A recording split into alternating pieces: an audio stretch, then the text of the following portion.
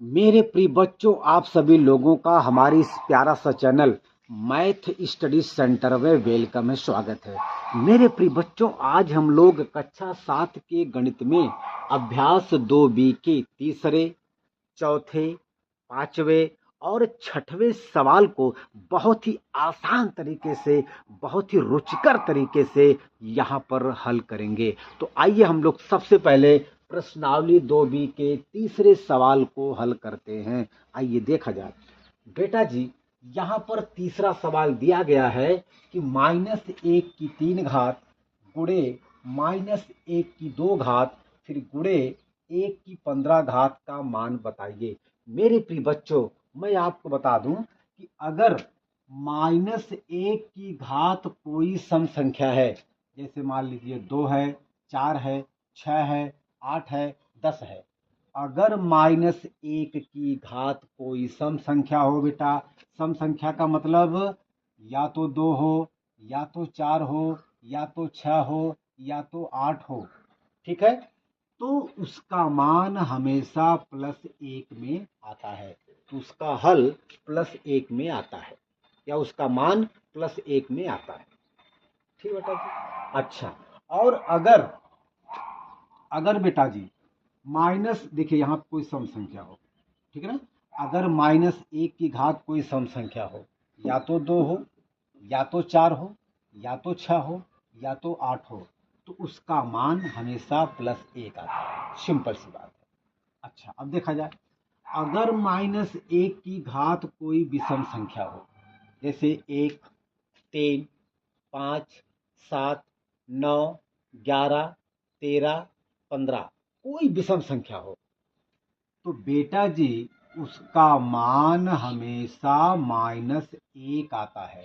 ध्यान देंगे, अगर -1 की घात कोई सम संख्या है तो उसका मान हमेशा +1 आता है, और यदि -1 की घात कोई विषम संख्या हो तो उसका मान हमेशा -1 आता है। ठीक है बेटा जी। आइए अब हम लोग इसी के आधार पर सवाल को बहुत ही आसान तरीके से, बहुत ही कम समय में हल करते हैं। आइए देखा जाए। चलिए भैया देखा जाए।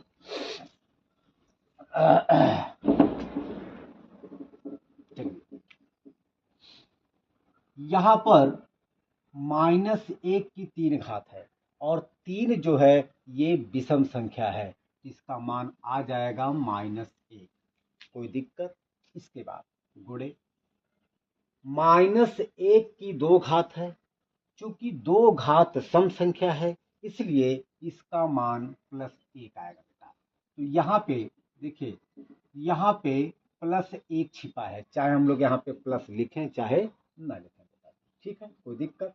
अच्छा, इसके बाद गुणे, और बेटा जी यहाँ पर +1 की 15 घात है, तो जब +1 की चाहे कोई सम संख्या घात हो चाहे विषम संख्या घात हो तो उसका मान 1 ही आएगा, +1 ही आएगा। मेरे प्रिय बच्चों, अगर +1 की घात कोई सम संख्या हो या तो विषम संख्या हो तो उसका मान हमेशा +1 ही आता है, और यदि -1 की घात कोई सम संख्या है तो उसका मान जो है +1 आएगा, और अगर -1 की घात कोई विषम संख्या है तो उसका मान हमेशा -1 आता है, जैसा कि मैंने आपको बताया है। ठीक बेटा जी। अब हम यहाँ पे इन तीनों का आपस में मल्टीप्लाई करेंगे। ठीक है, चलिए, एक का चिन्ह माइनस है, एक का चिन्ह प्लस है बेटा, यहाँ पे प्लस चिन्ह छिपा है, तो जब मल्टीप्लाई करेंगे माइनस का प्लस में तो उत्तर आएगा माइनस, और जब माइनस का मल्टीप्लाई करेंगे बेटा जी प्लस में, क्यों? क्योंकि यहाँ पे प्लस छिपा है, यहाँ पे प्लस छिपा है, तो जब माइनस का मल्टीप्लाई करेंगे प्लस में तो उत्तर आ जाएगा माइनस, और जब एक का मल्टीप्लाई करेंगे एक में तो एक एक कम एक, और फिर जब एक का मल्टीप्लाई करेंगे एक में तो एक एक कम एक, अर्थात -1 उत्तर आ जाएगा। मेरी बात समझ में आई? अच्छा, ठीक बेटा जी। इस सवाल को हम लोग एक बार फिर से समझते हैं। मैंने आपको बताया कि अगर -1 की घात कोई सम संख्या है तो उसका मान हमेशा +1 आता है। ध्यान देंगे, और यदि -1 की घात कोई विषम संख्या है तो उसका मान हमेशा -1 आता है। और यदि 1 + 1 का घात चाहे कोई सम संख्या हो चाहे विषम संख्या हो, चाहे बेटा सम संख्या हो या विषम संख्या हो, तो उसका मान +1 ही आता है। क्यों? क्योंकि बेटा जी यहाँ पर +1 है, तो +1 की घात चाहे सम संख्या हो चाहे विषम संख्या हो, उसका मान हमेशा +1 ही आता है। तो मैंने यहाँ पे आपको बताया है कि जैसे यहाँ पर -1 की घात विषम संख्या है जो कि 3 है, इसका मान -1 आएगा। गुणे यहाँ पर -1 की घात सम संख्या है जो कि 2 है, इसका मान +1 आएगा। फिर गुणे है यहाँ पर 1 + 1 की घात 15 है, तो भैया जब +1 है उसकी घात चाहे सम संख्या हो चाहे विषम संख्या हो, उसका मान हमेशा +1 ही आता है।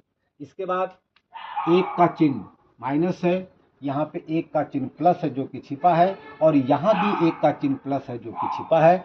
अब हम सबसे पहले चिन्हों का सिंबल का आपस में गुणा करेंगे, तो गुणा करेंगे माइनस का प्लस में तो उत्तर आ जाएगा माइनस, और जब माइनस का गुणा करेंगे प्लस में तो उत्तर आ जाएगा भैया माइनस, और जब 1 का मल्टीप्लाई करेंगे 1 1 1 में तो उत्तर 1 ही आता है।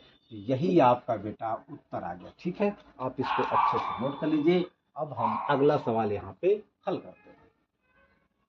चलिए बेटा इसको मिटा दें। ओके, चलिए भैया, चलिए देखा जाए, ये चौथा सवाल है। ये कह रहा है कि -1 की 49 घात भागे -1 की 25 घात का मान बताइए। चूंकि हमें -1 की 49 घात में -1 की 25 घात से भाग देना है। हमें -1 की 49 घात में -1 के 25 घात से भाग देना है, अर्थात हमें इसका मान प्राप्त करना है। आइए इसको सॉल्व करते हैं, लगाया जाए। चलिए